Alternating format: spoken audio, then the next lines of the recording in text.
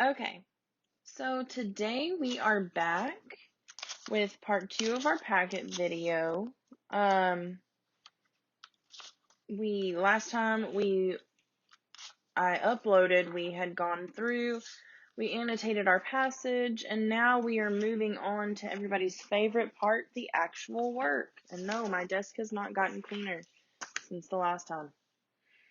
All right, we are starting with vocabulary. Remember, I will do a couple examples of this, but this is pretty self-explanatory. You should be able to do it on your own. This is not overall difficult because you're using the vocabulary that we found in the passage and you are making connections with it. Remember, this is not asking you to get a dictionary, any of that stuff. You're making real-world connections to these words.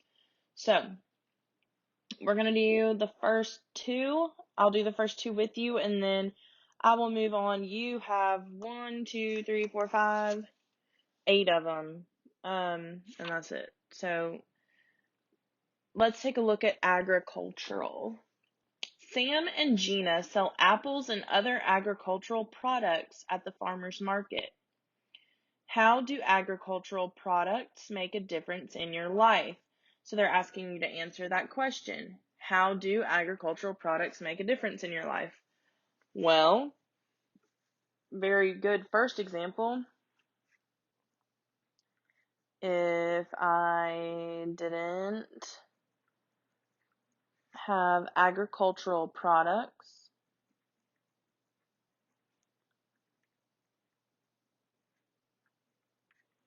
I wouldn't get to enjoy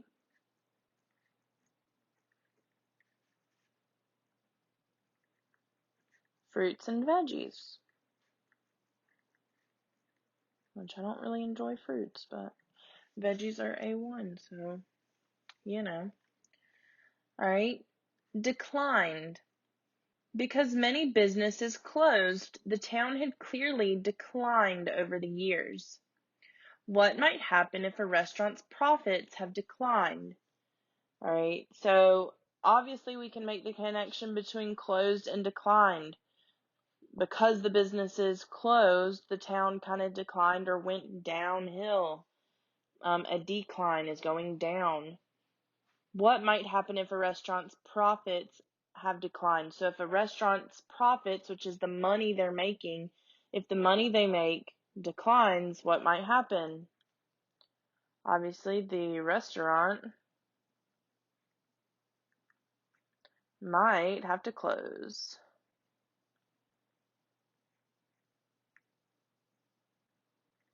Right?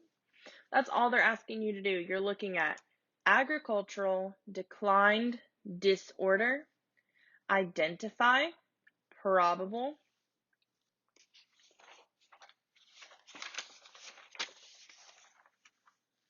thrive, unexpected, and widespread. A lot of these words, you will notice, have a focus on root words here. So, like we've talked about in tutorials before, if you're in my tutorials, or you may have learned this before as well, that there are 3, which I think we've talked about this in class, but not as specifically. There are 3 types of word parts. There are prefixes, number 1, suffixes, and root words, okay? Root words are those words that cannot be taken apart anymore. So if you have the word, let's take for example, unexpected. The prefix is un, alright? Prefixes get added at the beginning. Ed, which I just blocked out my T.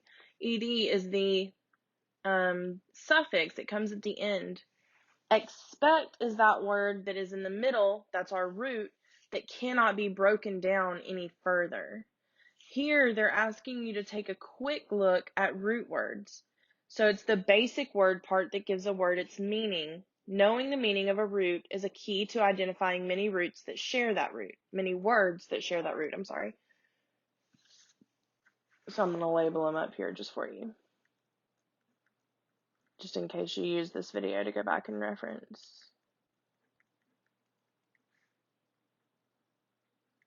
And we have talked about this in class. It just hasn't been as major of a focus as some other things. All right, so it says, I already read that.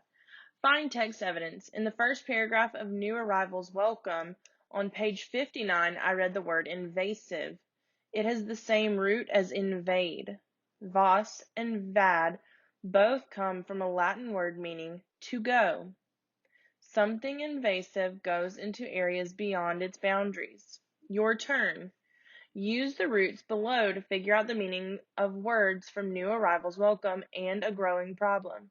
List other words you know that contain these roots. Roots: nativus, to be born; avis, bird. Non-native, page 59. All right, that has that root nativus, means to be born. We already said that non-native means that it was not born here. All right. And then avian means bird, basically. When it talks about the avian flu, that's the bird flu. Same thing. All right. Now, moving on to the bulk of what our video will be about today. I kind of go fast through the vocabulary because, like I said at the beginning, that shouldn't be as difficult for you. So here, we're asking and answering questions. To check your understanding of an argumentative text, pause at different points and ask yourself questions about what you've read so far. Then look for answers. You can also generate questions about the whole text. I'm going to zoom in a little bit so you can see it a little bit better. There we go. And we're going to focus it. Much better. Okay. When you have finished, to help deepen your understanding. After you read the article New Arrivals Welcome on page 59, you might ask yourself, what is the main idea of this article? What is the author claiming? Which we've already asked ourselves these questions, right? We kind of did that in part 1 of the video when I was reading it. So then now it says, your turn, ask and answer questions about A Growing Problem on page 60. Reread the article as necessary. As you reread, use the strategy and ask and answer questions. Write your question and answer. So honestly, you could have the same exact question up here. What is the author claiming in that second part of the article, part 2? All right, it was the second part where he talked about, well, I'll flip back to it like a good reader should. That is this part, A Growing Problem. All right, where we talk about the beetles. They're asking you to reread that little section and then ask and answer questions. You're basically just creating your own questions, and here are some examples. If you would like to choose one of these 4 and ask those and answer it down here, that is perfectly fine. All right. Charts and headings. Remember, charts, or there was a chart on that last page, right? No. Right here, I'm sorry. Right here on page 61, technically it's page 61. I don't know what page it is in your packet. But here's the chart they're going to be talking about on this page right here. New Arrivals Welcome and A Growing Problem are argumentative texts. Argumentative texts try to persuade a reader to support a claim or viewpoint. The author makes a claim and uses facts for or against an argument. Argumentative texts may include text features, such as charts and headings. Find text evidence. Both selections reveal the author's viewpoints about non-native species. Facts and evidence support their opinions. A chart has headings and information for comparing the 2 points of view.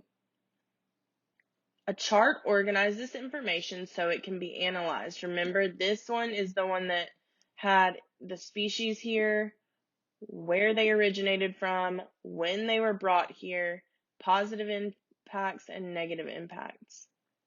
Headings identify the main categories of information. So, analyze the information in the chart on page 61. Identify a species that has a mostly positive impact and one that has a mostly negative impact. Explain your conclusions.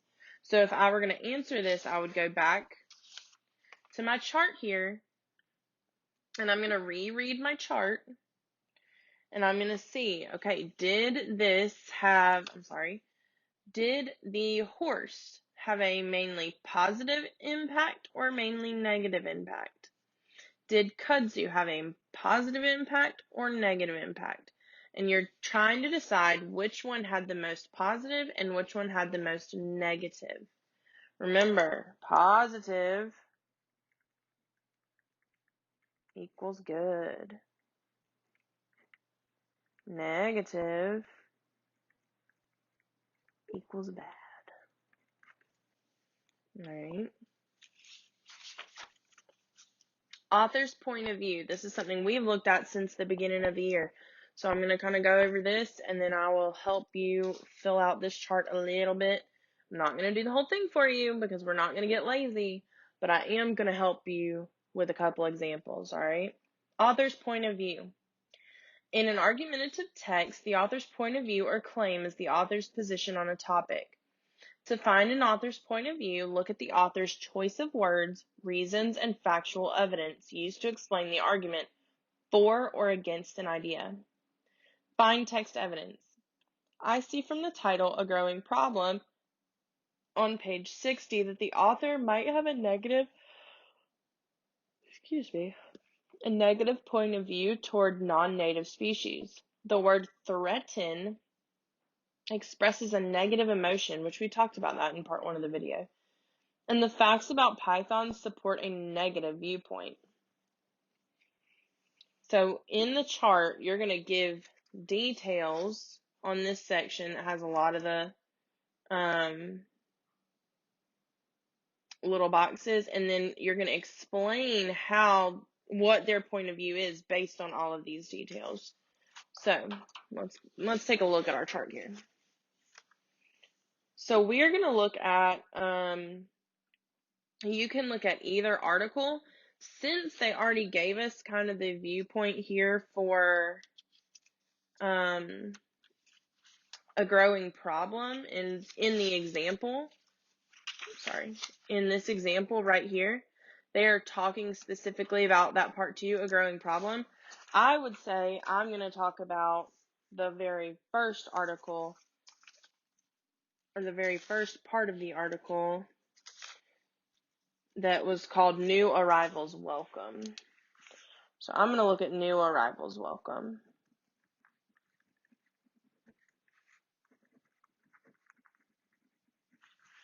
And so what I'm going to do here, first, I have to decide, and this is the way I work. This might not be what works for you, but when it comes to charts like this, and when it comes to the overall author's claim, I like to work backwards. So I'm going to figure out what I believe the author's point of view is first, and then I'm going to fill in the details that help. Sorry, I had to yawn again. That help support what I feel the author's point of view is. So if I'm going to say that the author's point of view is that new species can help benefit an environment, or I should say non-native species can help benefit an environment, then I'm going to give details that help support that idea.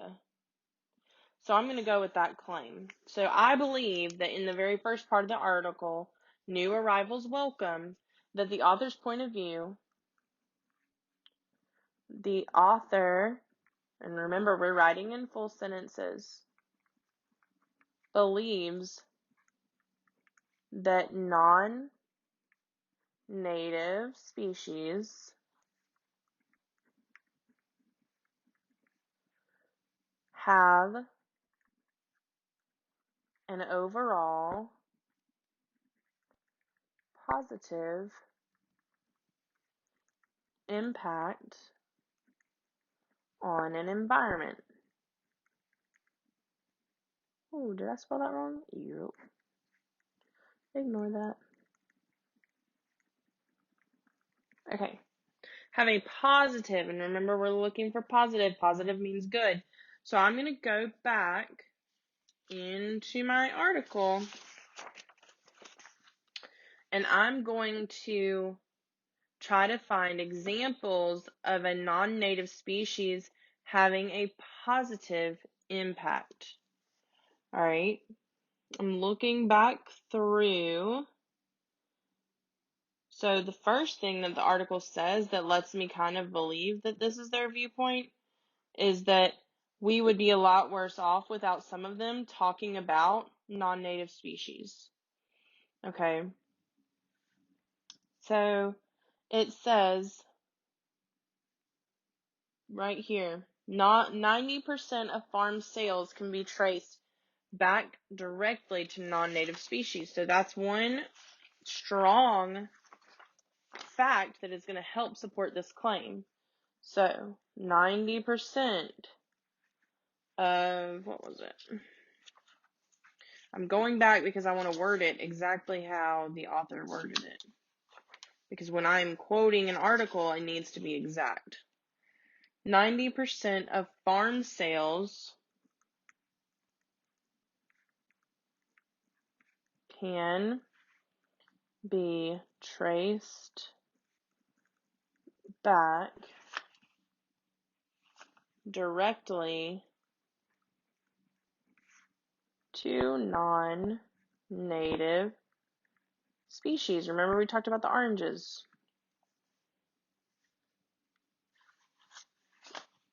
All right, that's one fact. I'm going to do one more. Boom. Non-native species help to control insects and other pests that harm crops. So non-native species help to control pests. And pests could be other bugs, but they are ones that harm the plants, okay? So both of these facts or quotes from this article help support the claim that non-native species have an overall positive impact on an environment. You wouldn't write anything here that is a negative, okay? Because we are trying to build up our claim that they have a positive impact using our article. So that's how you finish this little chart. Don't let the charts scare you, okay? This is just a way that we organize information to make it look a little bit more clear. Don't look at a blank chart and get overwhelmed, okay? You know how to do this stuff. You've got this. You know I would not lie to you or sugarcoat it. You got it. All right? Respond to reading. Did you find one author's argument more convincing than the other? So now this is actually just asking your opinion. There is no right or wrong answer here. The only way you get these wrong is if you do not try. So you are just telling me, which side of the argument do you agree with? Do you think that non-native species are bad, or do you think they sometimes help us? That's up to you. You can put whatever you want here as long as it relates back to the article and as long as you are trying. My challenge to you is that you have at least one quote from the article in your writing. Okay? So that's pretty much it for week 3. I hope these videos are helping you and you guys know how to get in contact with me if they're not. Or if you just want to. I'm here, I'm available. I miss you guys terribly. I love you all so much, and I really, really, really hope this is helping you, and I hope that you are all safe, and I am praying for you every night, and I just love you so much. And I'm about to record a Despero video, so look out for that one as well. Bye.